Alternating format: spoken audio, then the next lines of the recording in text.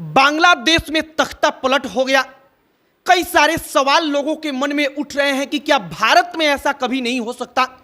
तो इसका एक लाइन में जवाब जानिए कि हमारी सेना के अंदर जो जातियों के नाम पर और क्षेत्रों के नाम पर रेजिमेंट्स बने हैं, उन रेजिमेंट्स का एक पुराना इतिहास है और वो इस कड़ी में सबसे बड़ा जो महत्वपूर्ण भाग होता है वो अदा करती हैं कि भारतीय सेना में कभी कोई तख्ता पलट करने जैसा विद्रोह नहीं हो सकता।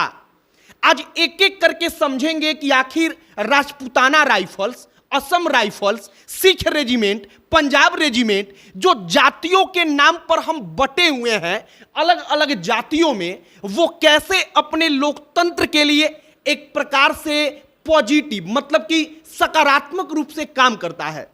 अब इस बात को समझने के लिए हमें अंग्रेजी शासन काल के वक्त पर क्या कुछ हुआ वहां पर वापस चलना होगा।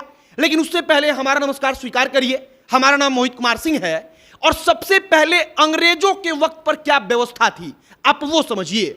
हम अक्सर कह देते हैं कि अंग्रेजों ने हमको जातियों में तोड़ा, लेकिन अंग्रेजों के जातियों में तोड़ने का असर यह हुआ कि हमने राजपूताना राइफल्स बनाया। मतलब अंग्रेजों ने बनाया जो अब तक चला आ रहा है। हमने असम राइफल्स बनाया एक राज्य के एक क्षेत्र के नाम पर। हमने सिख रेजिमेंट बनाया एक धर्म के नाम पर। हमने पंजाब रेजिमेंट बनाया एक क्षेत्र के एक राज्य के नाम पर और अंग्रेज उसको बनाकर चले गए। लेकिन वो हमारे लोकतंत्र के लिए एक प्रकार से उपजाऊ बन गया। अब आप समझिए कि कैसे। मान लीजिए कि राजपूताना राइफल्स के जो जवान हैं उन्होंने विद्रोह कर दिया। अब राजपूताना राइफल्स के जवान अगर विद्रोह करेंगे तो ये जरूरी नहीं कि जो जाट रेजिमेंट है, जो जाट हैं, वो राजपूत रेजिमेंट का साथ देंगे। मतलब एक रेजिमेंट विद्रोह करेगा तो पूरी की पूरी भारतीय सेना विद्रोह करेगी, ये इस बात की गारंटी नहीं बन जाता।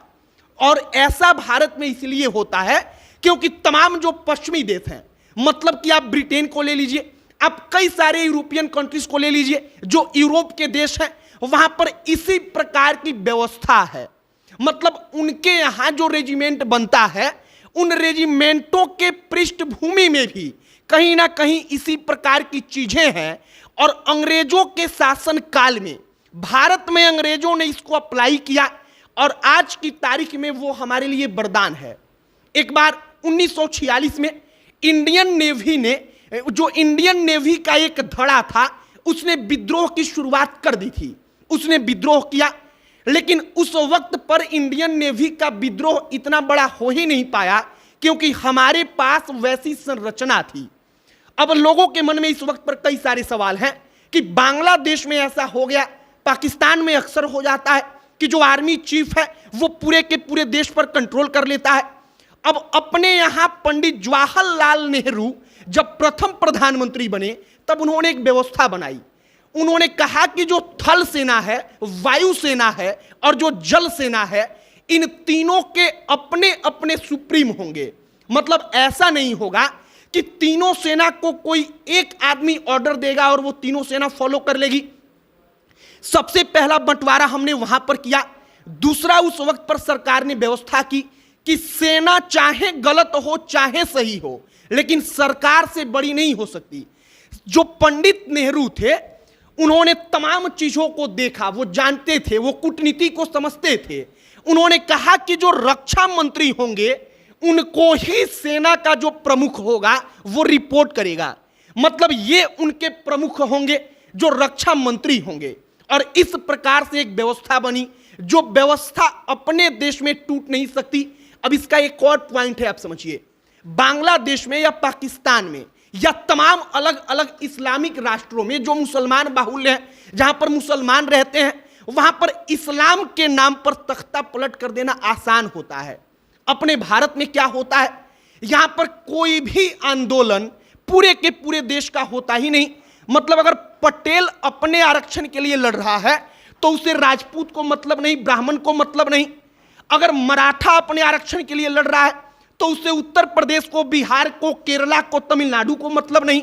अपने यहां जो इस प्रकार की अलग अलग चीजें हैं उसके कारण भी यह संभव नहीं है।